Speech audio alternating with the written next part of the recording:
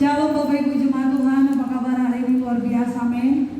Berapa banyak saudara di tempat ini yang datang hari ini bersuka cita? Boleh lambaikan tangannya.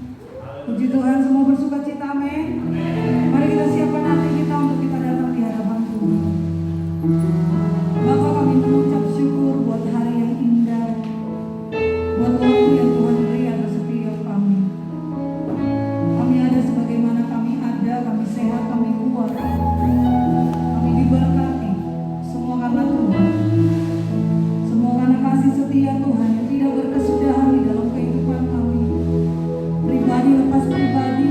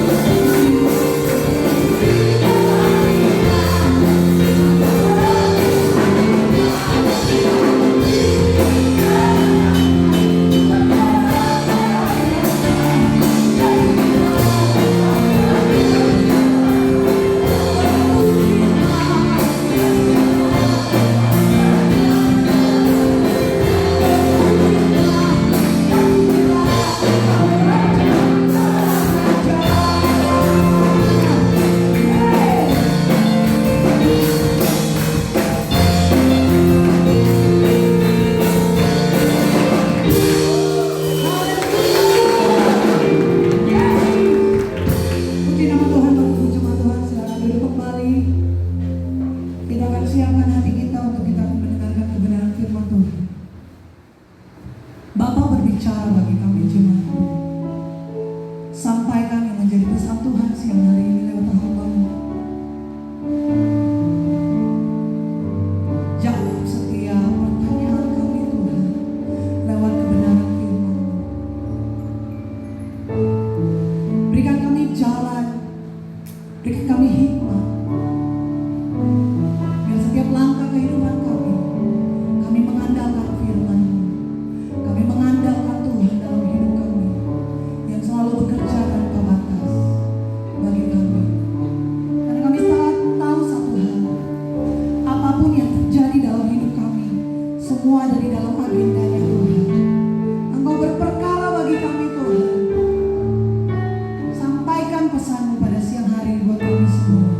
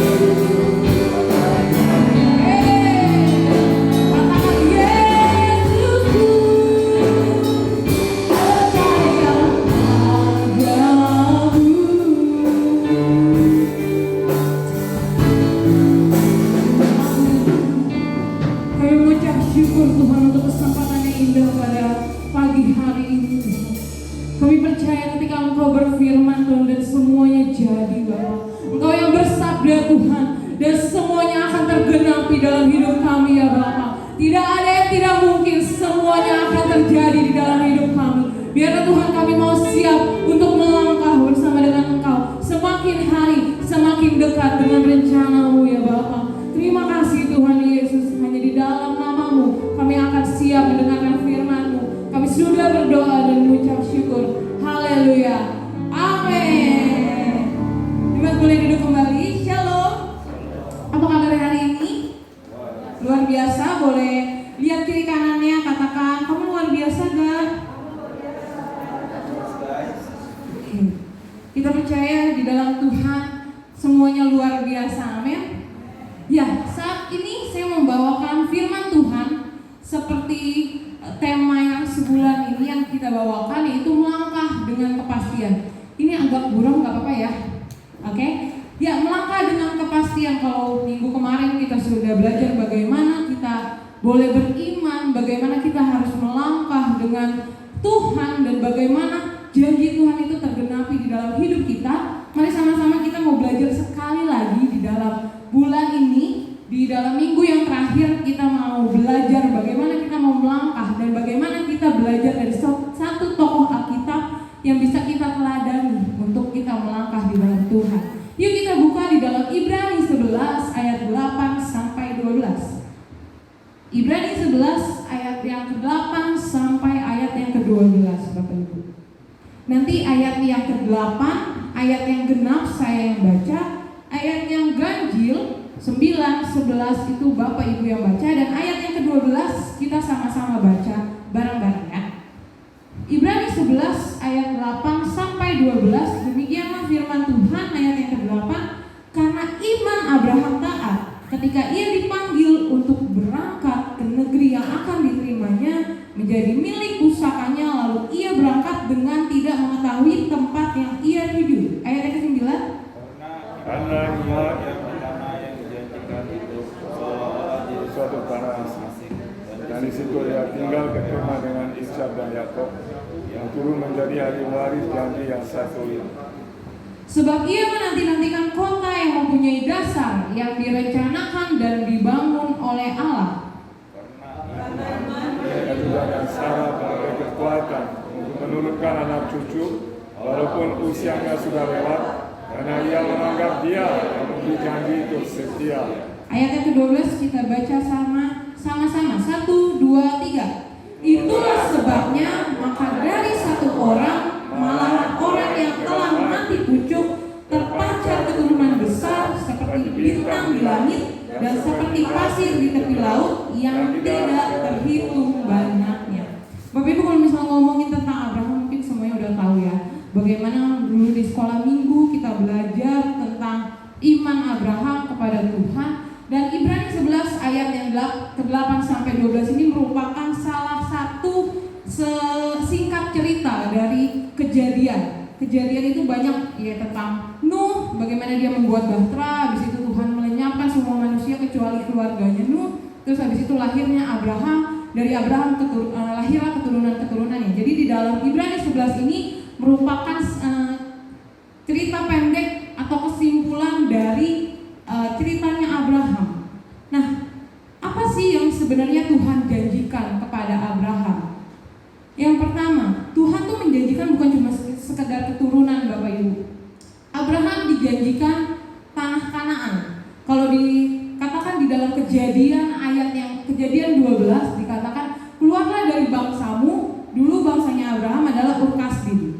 Ur-Kasdim itu kalau misalnya melihat dari sekarang itu mungkin di daerah Arab gitu ya. Keluarlah dari bangsamu, aku akan memberkati di mana engkau akan melangkah. Bahkan dikatakan di dalam ayat yang ke-11, dia tidak tahu kemana ia harus melangkah. Tapi dia keluar karena dia beriman, dia tahu Tuhan yang menyertai. Itu janji Tuhan yang pertama, yaitu Tuhan akan memberikan tanah Kanaan. Tanah Kanaan itu dikatakan tanah yang melimpah susu dan madunya. Jadi kalau dikatakan sekarang itu ada perang ya antara Palestina dan Israel merebutkan tanah Kanaan. Tanah Kanaan itu bukan tanah aslinya bangsa Israel. Jadi bangsa Israel itu dulu dijanjikan oleh Tuhan untuk memperoleh tanah Kanaan. Jadi tanah Kanaan itu bukan tanah nenek moyangnya, tetapi tanah itu merupakan tanah yang dijanjikan oleh Tuhan. Nah, yang kedua, Abraham itu dijanjikan apa? Menjadi bangsa yang besar. Berarti ini berbicara tentang keturunan. Sedangkan saat itu ketika Abraham keluar dari tanahnya, dia belum mempunyai keturunan sama sekali. Tapi dikatakan, aku akan memberikan bangsa yang besar, engkau akan menempati kota yang berkubu-kubu. Kalau berkubu-kubu itu bilangnya di sana di tanah Kanaan itu banyak orang yang menempati, dari orang Amori, orang Enak yang saling memakan manusia, itu ada. Nah, habis itu Tuhan berjanji tentang keturunan. Itu yang kedua, janji Tuhan. Dan yang ketiga, dari setiap keturunannya ia akan menjadi berkat. Jadi ketika Abraham mempunyai keturunan, dia akan menjadi teladan untuk keturunan-keturunannya yang lain. Bahkan di dalam Ibrani 11, kalau dari Kejadian sampai Ibrani yang ke-11 itu dari perjanjian lama sampai perjanjian baru, Bapak Ibu. Abraham adalah salah satu contoh teladan bahwa orang percaya. Makanya dikatakan engkau akan menjadi berkat untuk keturunan-keturunanmu. Bahkan sampai sekarang kita mencontoh iman dan teladannya Abraham. Karena apa? Ada ketaatan di dalamnya. Nah, yang paling terkenal adalah Abraham dijanjikan keturunan, ya Bapak Ibu. Dikatakan di dalam Ibrani, di dalam Kejadian, dari Kejadian 12 sampai Kejadian yang ke-15, Tuhan berfirman dan menjanjikan keturunan itu sebanyak berapa kali? 3 kali. Dan 3 kali itu bukan janji yang hari ini berjanji, besok janji lagi, besok janji lagi. Jadi bukan 3 hari berturut-turut, Bapak Ibu. Janji Tuhan kepada Abraham pertama kali dikatakan di dalam umurnya Abraham berumur 75 tahun. Sudah tua gak sih Bapak Ibu? Bahkan itu sepertiga umur saya, ya. Saya aja belum sampai umur 25 gitu, sepertiganya belum nyampe gitu. Umur 75 tahun, pertama kali Tuhan berfirman memerintahkan Abraham untuk keluar dari bangsanya. Dan dikatakan dijanjikan dia akan mendapatkan keturunan yang besar. Itu di janji yang pertama saat Abraham berumur 75 tahun. Dan ketika ia berkeluar dari tanahnya, Tuhan berjanji lagi kedua kalinya di saat Abraham berumur 85 tahun. Berarti ada masanya berapa tahun? 10 tahun dari janji yang pertama ke janji yang kedua. 10 tahun. 10 tahun belum melihat nih, belum melihat setiap janji yang tergenapi di dalam firman Tuhan. Tapi Abraham taat. Yang terakhir, janji Tuhan kepada Abraham itu dikatakan saat Abraham berumur 99 tahun. Jadi ada masanya dia menunggu, Abraham menunggu dalam janji Tuhan yang pertama sampai janji Tuhan yang ketiga, sampai janji itu terrealisasi. Ada berapa tahun Bapak Ibu? Kurang lebih 24 tahun. Di umur Abraham yang ke-100 baru istrinya Sarah mengandung. Berarti dikatakan ada penantian sepanjang kurang lebih 25 tahun. Dia melewati setiap proses di dalam kehidupannya. Tapi Abraham tetap sabar. Bahkan dikatakan ketika firman Tuhan yang pertama saat umurnya ke-75 tahun, Abraham melangkah walaupun dia belum tahu kemana dia akan dituju pada Tuhan. Karena dia tahu di dalam Tuhan ada kepastian. Amin Bapak Ibu. Amin. Setelah itu, setelah janji Tuhan berkali-kali dikatakan walaupun dia belum melihat selama masa penantiannya itu selama 25 tahun, tapi Tuhan menunjukkan janji atau menunjukkan cara-caranya yang spesifik. Kenapa caranya yang spesifik? Pertama, ketika waktu masa penantian dalam 25 tahun itu, walaupun Abraham belum melihat, saking mungkin sudah hopeless kali ya, namanya udah tua, mungkin melihatnya istri gue gak bisa melahirkan lagi nih. Sampai akhirnya ada satu masa Abraham bilang, hambaku Eliezer yang akan mewarisi setiap hartaku. Tapi kata firman Tuhan, bukan hambamu, tapi keturunanmu lah yang akan mewarisinya. Dan yang kedua, setelah dia menikah, dan punya keturunan dari Hagar, yaitu Ismail, Tuhan berfirman, bukan dari keturunanmu yang ini aku akan memberkati engkau. Jadi ada 2 kali janji Tuhan yang spesifik yang diucapkan dari Tuhan sendiri.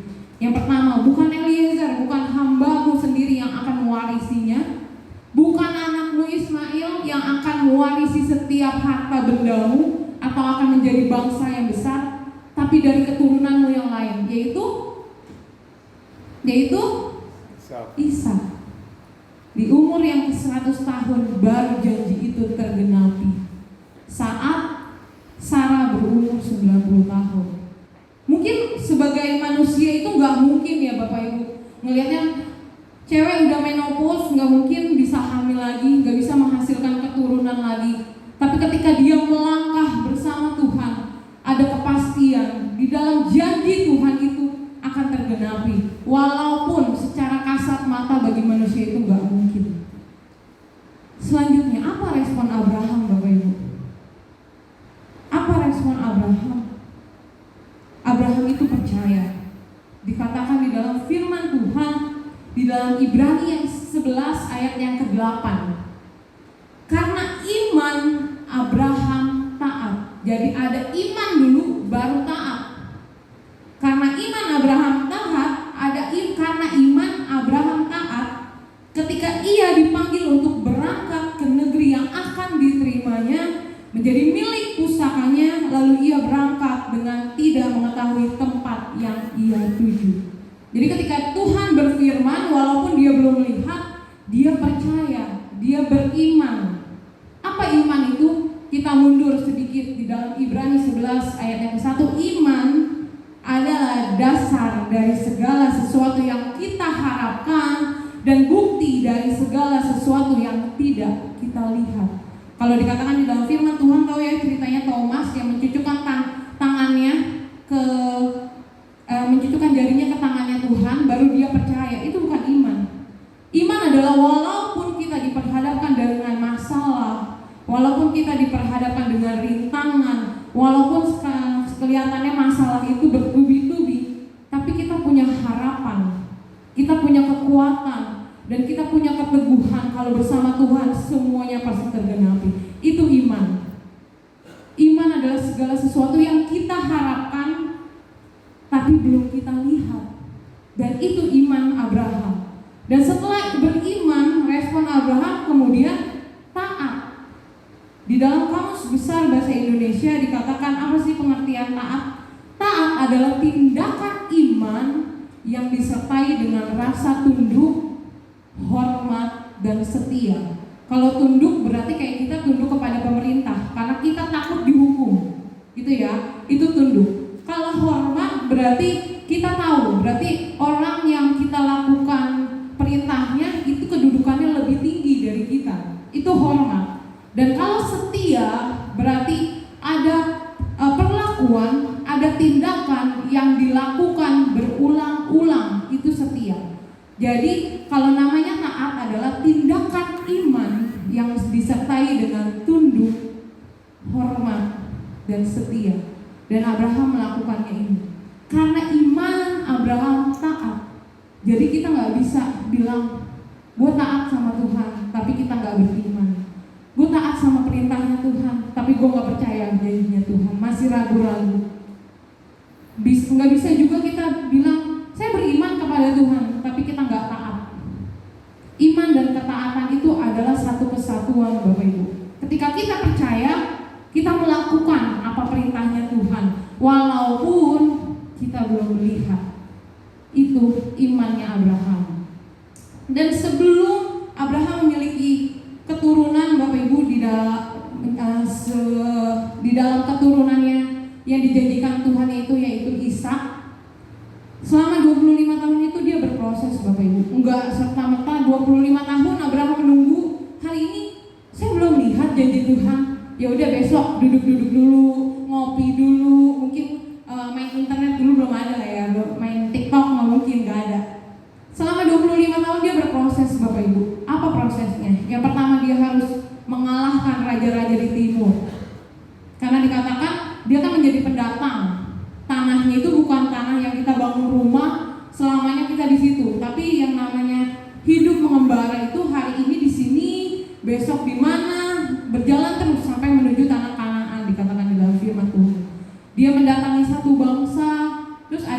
bangsa yang mau menyerang dia. Tapi dikatakan bangsa-bangsa yang menyerang Abraham menjadi tunduk kepada Abraham. Selama masa penantian dari 75 tahun sampai umur yang ke-100, Abraham mengalahkan raja-raja di timur. Yang kedua apa? Dia harus berperang dan dia harus menyelamatkan keponakannya bernama Lot dari Sodom dan Gomora. Jadi ketika janji Tuhan mau tergenapi, bukan berarti ya udah saya mengimani, saya diam-diam diri aja, ngeteh aja, diam-diam pokoknya di rumah aja sampai janji Tuhan tuh benar-benar tergenapi. Enggak. Tuhan pakai Abraham untuk berproses dulu, Bapak Ibu. Abraham menyelamatkan keponakannya yaitu Lot, dan di situ terjadi yang namanya apa ya? Bukan transaksi, kayak bilangnya tawar menawar gitu ya. Kalau tawar menawar tuh dikatakan, Tuhan, kalau ada 50 orang di dalam Sodom dan Gomora, apakah engkau mau menyelamatkan bangsa ini? Kata Tuhan, iya, aku akan menyelamatkan. Tapi ternyata pas dihitung sama Abraham gak ada 50. Balik lagi ke 30, ke 10 orang. Bahkan yang didapati cuma beberapa orang doang, Bapak Ibu. Cuma keluarganya si Lot ini. Dia harus menyelamatkan keponakannya dulu dalam Sodom dan Gomora dari porak-porandanya atau kerusakan bangsa itu. Barulah ketika umurnya yang ke-100, Sarah mengandung, Bapak Ibu. Itulah Abraham, itulah iman Abraham yang Tuhan berikan kekuatan, Tuhan berikan apa ya? Namanya sesuatu yang terjadi. Mungkin prosesnya Abraham mungkin prosesnya Abraham tuh gak gampang, tapi dia bisa melewatinya dengan tunduk, hormat dan setia kepada Tuhan. Pertanyaannya, bagaimana dengan respon kita? Bagaimana dengan iman kita, Bapak Ibu? Bagaimana dengan kondisi kita saat-saat ini? Apakah kita sudah beriman kepada Tuhan? Apakah kita sudah siap melangkah bersama Tuhan? Dikatakan di dalam firman Tuhan, kalau kita siap melangkah sama Tuhan, gak ada yang enak. Di dalam Lukas 9 ayat yang ke-23, katanya kepada mereka semua, setiap orang yang mau mengikut aku, ia harus menyangkal dirinya, memikul salibnya setiap hari, lalu mengikut aku. Jadi ketika kita ambil keputusan untuk ikut Tuhan, untuk melangkah bersama dengan Tuhan, Tuhan bilang enggak, kamu enggak melangkah dengan tangan kosong, nak. Kamu harus menyangkal diri, kamu harus memikul salib setiap hari, dan kamu harus mengikut aku. Apakah itu suatu beban, suatu hal yang terasa berat? Pasti, karena nggak sedikit orang Kristen yang di luar sana tuh dianiaya karena mengikut Tuhan, karena mungkin melangkah bersama Tuhan. Tapi itulah konsekuensi yang harus kita tanggung. Mungkin permasalahan di dalam kehidupan Bapak Ibu dengan saya, atau Bapak Ibu dengan kiri kanannya berbeda-beda. Tapi itu salib yang sedang kita pikul karena kita siap melangkah bersama Tuhan. Amin. Siap melangkah bersama Tuhan, amin. Karena di dalam Tuhan hanya ada kepastian. Amin. Dikatakan di dalam firman Tuhan, menyangkal diri. Kalau dibilang menyangkal diri, berarti hidup saya, hidup Bapak Ibu bukan diri kita lagi. Bukan berdasarkan keinginan daging doang, bukan berdasarkan enak-enaknya doang, tapi menyangkal diri. Semua yang kita punya itu miliknya Tuhan. Bahkan ketika kita memutuskan untuk pelayanan, itu termasuk menyangkal diri. Karena apa? Keinginan daging itu banyak, maunya enak-enak aja, Bapak Ibu. Tapi ketika kita menyangkal diri, oke, saya berikan semuanya untuk Tuhan, itu menyangkal diri. Memikul salib. Berapa banyak orang Kristen di sini yang menderita karena mengikuti Yesus? Banyak banget. Dan itu gak gampang. Banyak mungkin di pekerjaan, kita sebagai seorang Kristen yang minoritas, kita dikucilkan. Atau bahkan mungkin saya dengar juga kalau misalnya sebagai PNS susah naik jenjangnya. Itu pikul salib sebagai seorang Kristen. Baru kita bisa mengikut Tuhan. Itu sesuatu yang berat, yang mungkin gak banyak orang yang bisa. Tapi percayalah, kita harus bertahan. Kita harus memiliki iman seperti Abraham. Kita harus memiliki ketaatan seperti Abraham yang disertai dengan rasa hormat, tunduk dan setia setia kepada Tuhan. Amin. Bagaimana dengan respon kita? Hanya kita dan Tuhan yang tahu. Mungkin teman kiri kananmu gak tahu. Mungkin susahnya dalam hidup, penderitaanmu mengikut Tuhan, gak ada yang tahu. Tapi percayalah, ketika kita berjalan bersama Tuhan, ketika kita melangkah bersama Tuhan, ada kepastian, ada masa depan yang luar biasa yang Tuhan berikan. Amin. Karena dikatakan seperti lagu tadi, Dia berfirman dan sembuhkanku, Dia bersabda dan selamatkanku. Gak ada yang mustahil untuk Tuhan. Amin. Itulah iman Abraham, Bapak Ibu. Melangkah di dalam segala aspek kehidupan kita. Mungkin kehidupan kita beda-beda. Waktu itu Pak Gembala pernah kirimkan renungan di Gempa. Pertanyaannya, apa yang menjadi janji Tuhan kepadamu? Gitu ya. Ada yang jawab, mungkin panggilan saya ini, janji Tuhan kepada saya tuh ini. Saya sedang menggenapi, saya sedang diproses Tuhan di dalam bidang ini. Di dalam setiap bidang kita mungkin ada yang bekerja, mungkin ada yang sedang sekolah, ada yang sedang studi, mungkin ada yang sedang mempersiapkan sesuatu yang mungkin Tuhan kerjakan lebih besar ke depannya.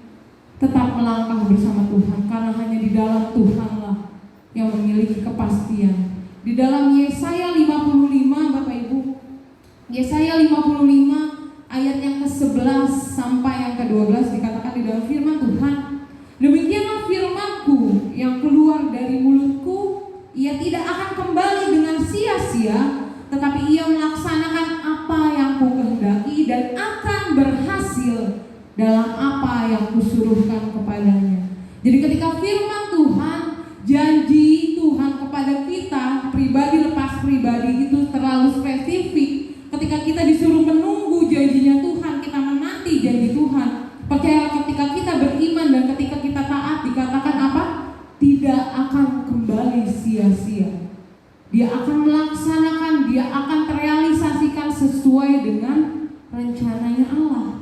Tapi balik lagi pertanyaannya, apakah kita sudah berjalan, kita sudah melangkah sesuai dengan rule-nya Tuhan? Kadang kita mikir rule-nya Tuhan di sini nih, tapi ternyata bukan. Kita harus lebih taat, kita harus lebih intim lagi sama Tuhan. Tanya Tuhan apa yang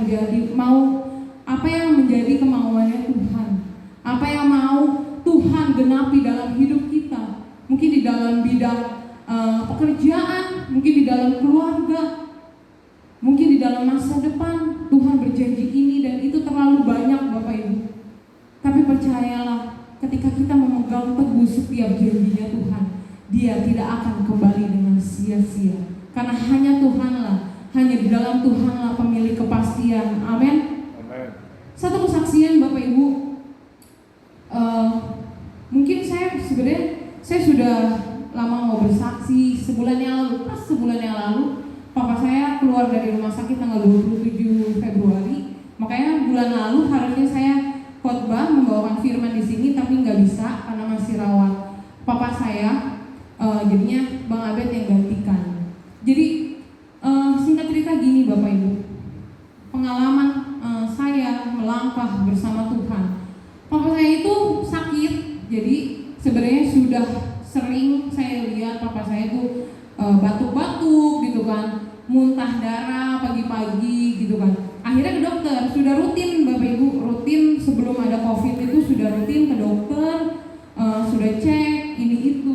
Tapi karena ada COVID dihentikan pengobatannya. Kenapa? Karena kita nggak mau nantinya jadi riskan gitu kan. Zaman sekarang aja orang batuk itu tuh berasanya kayak pengen jauh-jauh, bener ya? Sekarang tuh kayak berasanya kentut lebih dihargai daripada batuk, bener ya? Kayak orang batuk pilek sedikit tuh rasanya orang risih gitu ngelihatnya, udah nengok-nengok aja gitu. Makanya saat itu kita hentikan sejenak pengobatan papa saya sampai akhirnya di bulan Desember papa saya mungkin udah gak tahan sakitnya atau gimana. Papa saya cek ke dokter, ke rumah sakit, ke dokter dulu. Habis itu lambat berjalan, papa saya gak kasih tahu saya, Bapak Ibu, gak kasih tahu anak-anaknya kalau dia ke dokter. Saya tahu semuanya dari tante saya. Jadi papa saya ke dokter sampai akhirnya dia dirujuk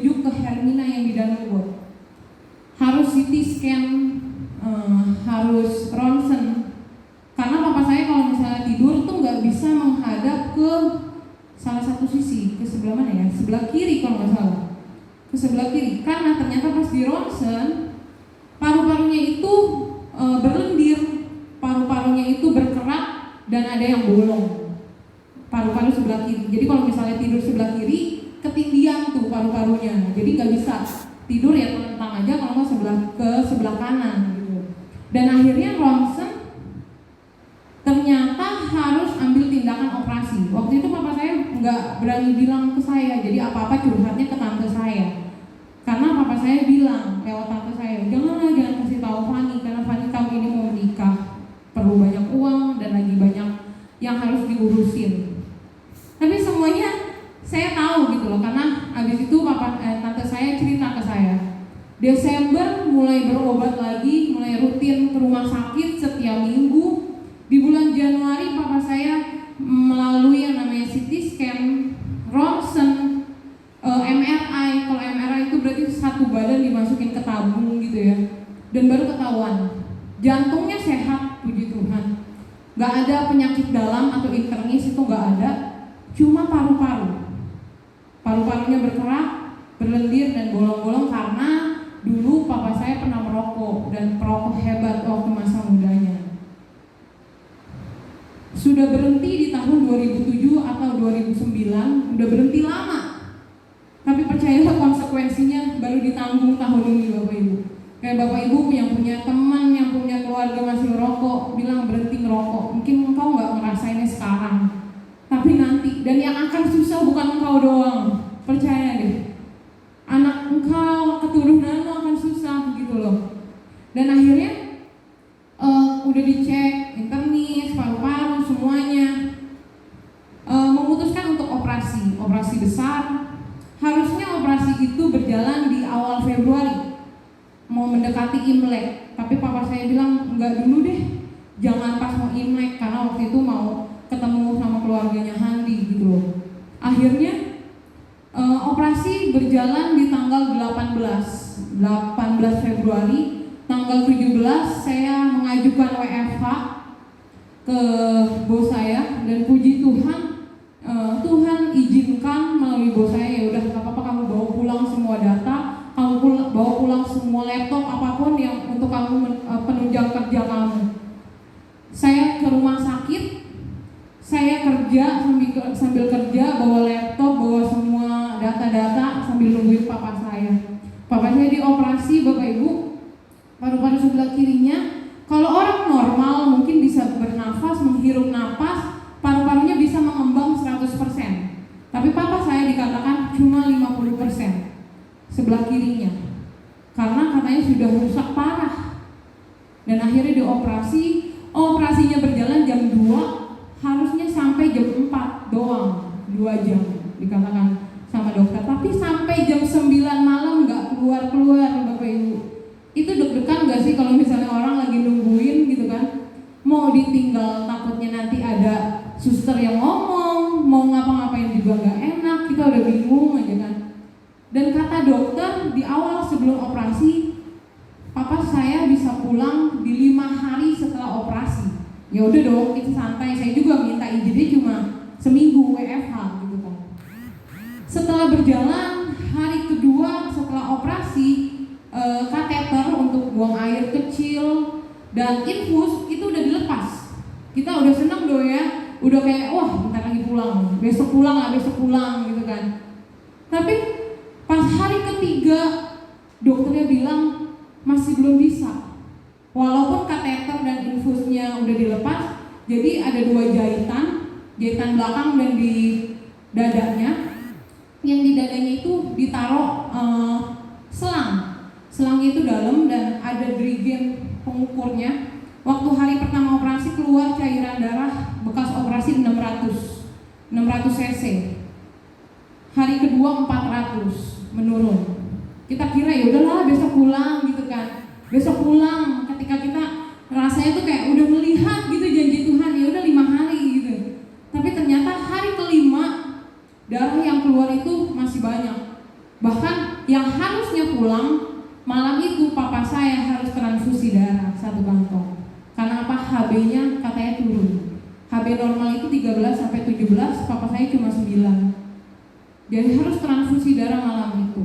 Papa saya udah sehat, papa saya udah bisa jalan-jalan, udah bisa kemana-mana gitu kan, udah bisa minta beli nasi padang, nasi campur gitu kan. Cuma kok kayak kita melihatnya, ini gimana keputusan dokter, kok nggak pulang-pulang, yang jagain juga jadi sakit gitu kan, karena kita nggak pernah tinggal sehari pun gitu. Saya, adik saya dan mama saya bantu jaga 3 hari masing-masing. Kok nggak pulang-pulang, bahkan semakin parah, HB-nya turun. Ya logikanya kalau HB turun karena darah keluar, ya kan? Kalau darah terus-terusan keluar, ya gimana HB-nya mau naik gitu loh. Saya bingung gitu kan. Ketika tiap hari yang baru, saya mikir hari ini pasti pulang. Tapi ternyata enggak, Bapak Ibu. Kata dokter ini masih harus tahap penyesuaian. Besoknya lagi, melangkah lagi, membuka hari yang baru. Saya mikir besok pasti, hari ini pasti pulang. Tapi ternyata belum, Bapak Ibu. Sampai akhirnya tiba di hari ke-8. Saya mikir hari ini pasti pulang.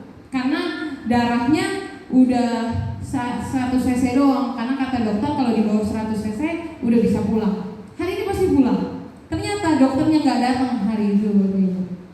Udah pusing ya, udahlah besok. Hari ke-9, papa saya udah bingung, hari ini pasti pulang kok. Udah pasti, udah yakin aja gitu kan. Udah seakan-akan tuh kayak, kita tuh kayak Tuhan, ya udahlah Tuhan pasti hari ini pulang gitu kan. Ternyata dokter baru datang jam 6 sore. Jam 6 sore dia kasih satu resep, ada nomor telepon supplier, dia bilang, kamu cari alat ini nggak bisa ditanggung dan nggak ada di rumah sakit ini.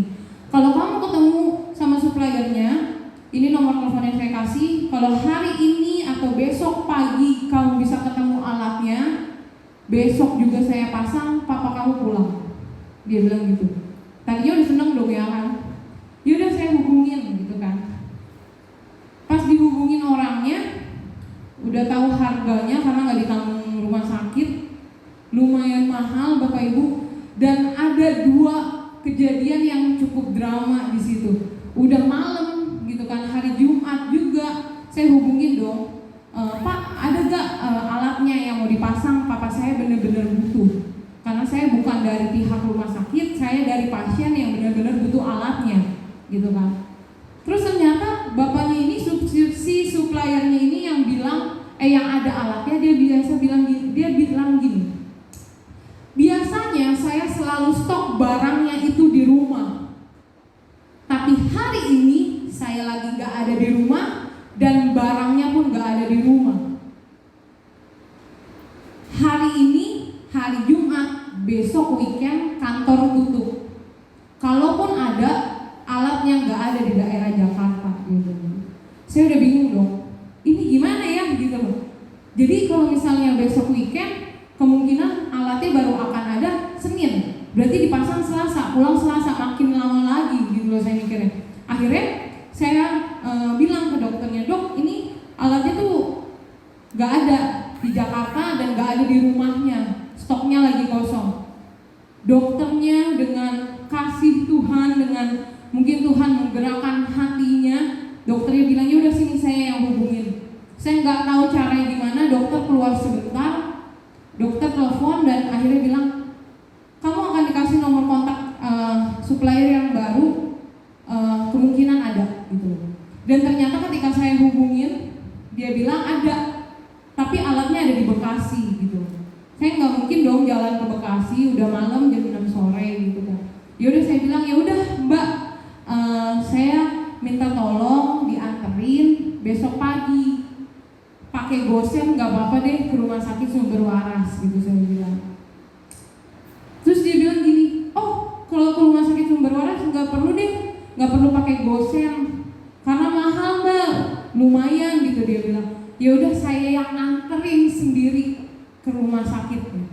Besok paginya jam 8 pagi orang itu anterin langsung alatnya ke depan pintu rumah sakit. Hari itu juga dipasang dan hari itu juga papa saya pulang. Papa saya pulang pakai bawa-bawa selang di paru-parunya. Jadi paru-parunya dibedah, dipasang selang dan selangnya itu menggantung gitu loh, jadi di luar gini gitu. Tetap bisa pakai baju tapi nggak boleh kemana-mana. Akhirnya seminggu melangkah, hari-hari baru bersama Tuhan gitu. Saya kembali bekerja, mungkin udah capek gitu kan di rumah sakit, masuk kerja tuh kayaknya happy banget gitu. Akhirnya melangkah bersama Tuhan, benar-benar kayak Tuhan punya kasih kekuatan yang baru. Minggu berlalu, 2 minggu berlalu, sampai akhirnya pada hari Selasa kemarin, papa saya terakhir check up dokter bedah yang operasi beliau, dan dinyatakan operasi selesai, operasi berhasil. Walaupun paru-paru papa saya itu nggak bisa seperti normal, seperti 100% paru-paru yang mengembang ketika bernafas, tapi dari 50% kerusakannya, seenggaknya papa saya bisa bernafas 70% seperti orang normal. Papa saya nggak sakit-sakit lagi, papa saya nggak batuk-batuk lagi pagi-pagi. Papa saya juga akhirnya bisa jalan agak jauhan gitu. Dan itu semua karena Tuhan. Karena saya melihat ketika kita punya rencana sendiri atas hidup kita, yang tadinya kita mikir hari yang baru kita siap melangkah bersama Tuhan, tapi ternyata ada beban lagi. Besoknya kita melangkah lagi bersama Tuhan, kita udah semangat, tapi ternyata belum melihat kepastian yang Tuhan berikan. Besoknya lagi melangkah, kita kira udah bisa pulang, kita kira masalah udah selesai, udah bisa teratasi, sampai di hari terakhir banyak drama, banyak proses yang Tuhan izinkan terjadi.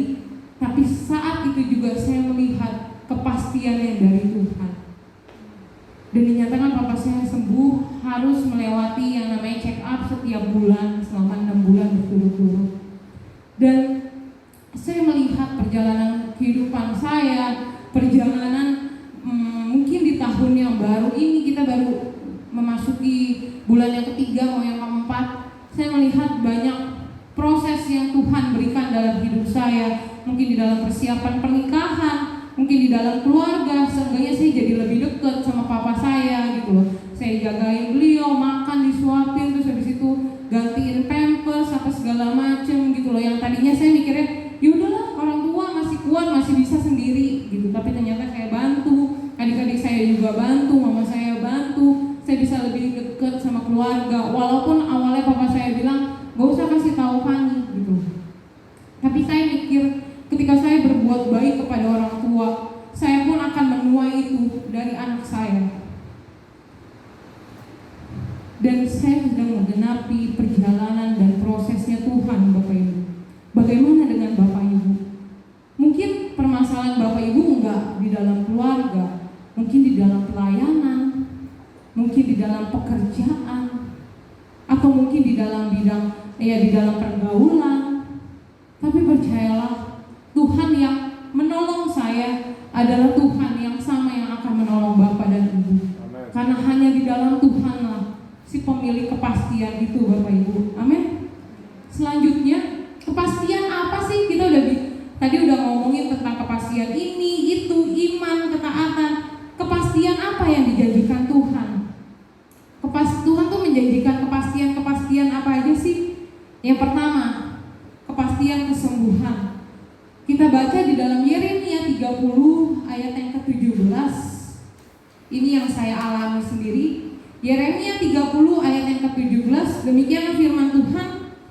Sebab aku akan mendatangkan kesembuhan bagimu, aku akan mengobati luka-lukamu, demikianlah firman Tuhan. Sebab mereka telah menjemputkan engkau orang buangan, kayak ini sisa yang tiada seorang pun yang menanyakan. Jadi Tuhan menjanjikan kesembuhan, Bapak Ibu. Mungkin yang sekarang sedang sakit fisiknya, atau mungkin sedang sakit pikirannya. Pikiran itu dalam hati berbeban berat, mungkin sedang psikologinya nggak lagi baik. Tapi Tuhan janjikan kesembuhan untuk orang yang beriman dan orang yang taat. Amin. Apalagi janji Tuhan kepada kita, kemenangan dan kesembuhan. Di dalam Roma 8 ayat yang ke-30 saya bacakan, tetapi dalam semuanya itu kita lebih daripada orang-orang yang menang oleh Dia yang telah mengasihi kita. Tidak dalam semuanya ini kita lebih daripada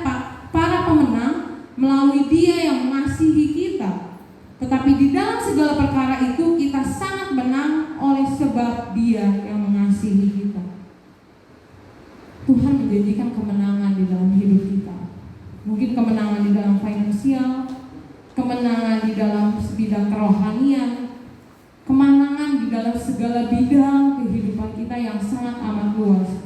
Dan itu Tuhan janjikan. Yang ketiga, Tuhan janjikan apa? Penyertaan. Di dalam 1 Korintus 10 ayat yang ke-13, saya bahas singkat. Percobaan-percobaan yang kamu alami ialah percobaan-percobaan biasa yang tidak melebihi kekuatan manusia. Sebab Allah setia, dan karena itu Ia tidak akan membiarkan kamu dicobai melampaui kekuatan. Tuhan juga janjikan penyertaan di dalam hidup kita. Tuhan gak berjanji ketika kita diperhadapkan dengan masalah-masalah itu selalu selesai sekejap. Bahkan dikatakan ketika Abraham dijanjikan keturunan oleh Tuhan, dia harus berproses 25 tahun. Tapi dia berjanji dia akan menyertai. Dan yang terakhir, jaminan yang paling besar, kepastian yang paling besar yang Tuhan janjikan di dalam kehidupan kita adalah jaminan keselamatan. Di dalam 1 Yohanes 2 ayat yang ke-25, dan inilah janji yang telah dijanjikannya sendiri kepada kita, yaitu hidup yang kekal, dan inilah janji yang Dia berikan kepada kita, yaitu hidup yang kekal. Inilah perjanjian yang Ia sendiri sudah janjikan kepada kita, yaitu hidup yang kekal. Jadi percayalah Tuhan yang berjanji dan Dia yang akan menggenapi. Jangan pernah meragukan, apalagi jangan pernah bersungut-sungut ketika kita diproses sama Tuhan. Keempat janji ini, kesembuhan, kemenangan, keberhasilan, penyertaan, dan keselamatan itu akan terjadi di dalam hidup kita. Balik lagi, kalau kita punya iman dan kita punya ketaatan. Sia-sialah iman kita kalau kita nggak mengerjakannya dengan taat. Sia-sialah ketaatan kita kalau kita nggak tahu tujuan akhir kita adalah keselamatan. Percayalah, kita akan menjadi orang-orang yang lebih daripada pemenang. Apapun yang menjadi permasalahan kita, yuk sama-sama melangkah lagi bersama Tuhan walaupun kita harus pikul salib. Hari ini mungkin belum melihat kepastian dari Tuhan, yuk melangkah lagi. Hari ini belum melihat lagi, melangkah lagi sampai akhirnya apa? Kita diperhadapkan dengan rencana Tuhan yang begitu indah. Penantian kita itu tidak akan kembali sia-sia. Dikatakan dalam firman Tuhan tadi, dia akan terlaksana sesuai dengan yang aku firmankan kepadamu. Apa janji Tuhan pada hari ini? Di dalam hidupmu, mungkin Tuhan perjanjikan A, mungkin Tuhan janjikan B. Pegang teguh dan minta Tuhan yang kokohkan. Engkau harus mendasarinya dengan kebenaran firman Tuhan. Amin untuk firman Tuhan. Saya undang tim pemusik dan pemuji. Mungkin setiap permasalahan kita, setiap janji Tuhan kepada kita, mungkin kita belum bisa melihat. Tapi percayalah, kalau kita melangkah satu langkah lagi, kita akan semakin dekat dengan janjinya Tuhan. Amin Bapak Ibu. Kita mau angkat lagu Takkan Ku Ragu Tuhan.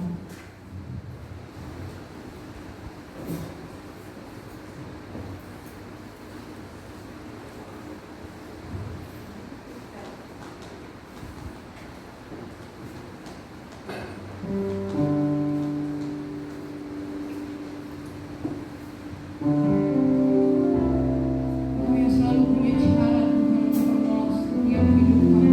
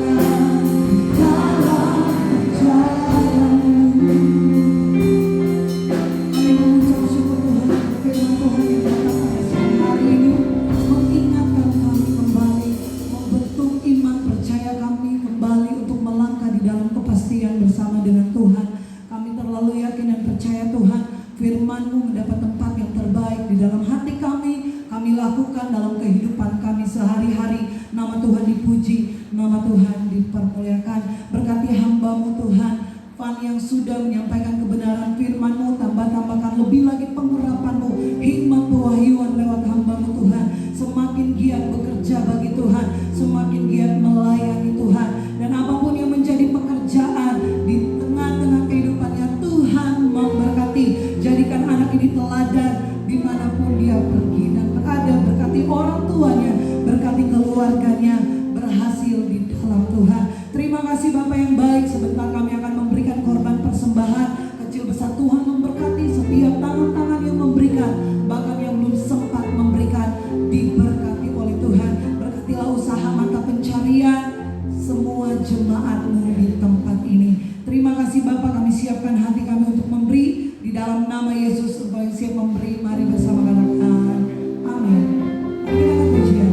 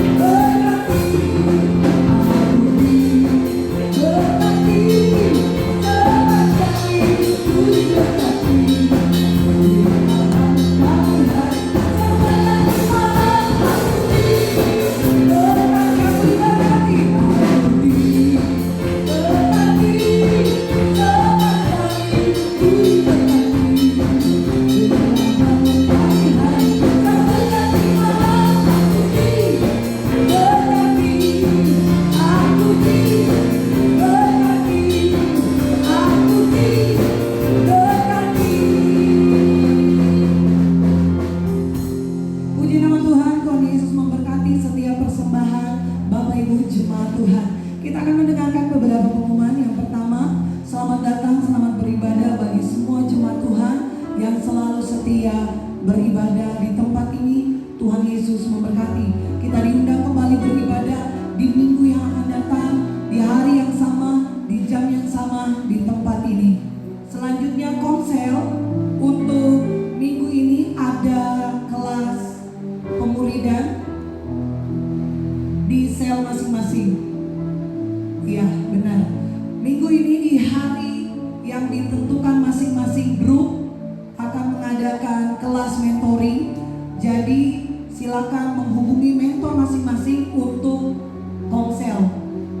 Selanjutnya hari Jumat ada doa malam via Skype. Bagi Bapak Ibu Jemaat Tuhan yang ingin bergabung bersama di dalam doa ini, boleh menghubungi Bapak Gembala untuk dimasukin ke grup Skype. Ini wajib bagi setiap pengerja yang ada. Ada tambahan Bapak Gembala?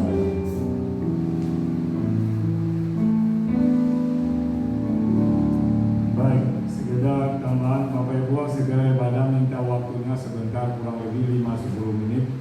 Ada beberapa hal yang akan saya sampaikan. Itu saja, terima kasih.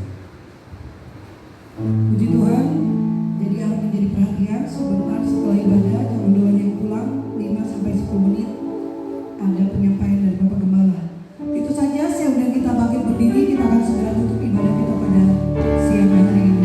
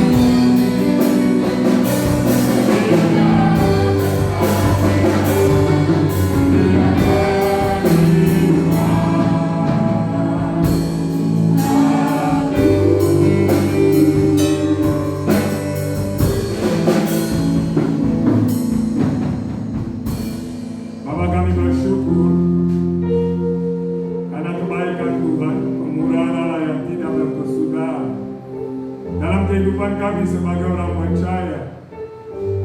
Kami bersyukur untuk kehadiran-Mu di tengah kami. Kami bersyukur untuk firman-Mu.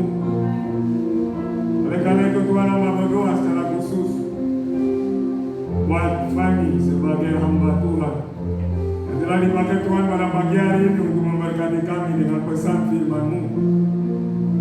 Tambahkan Tuhan hikmat, melengkapi dengan sempurna, pakai dengan ajaib dan dahsyat. Dan kemanapun anak ini pergi ya Tuhan, biarlah sinar terang-Mu dapat dilihat oleh banyak orang. Jadikan teladan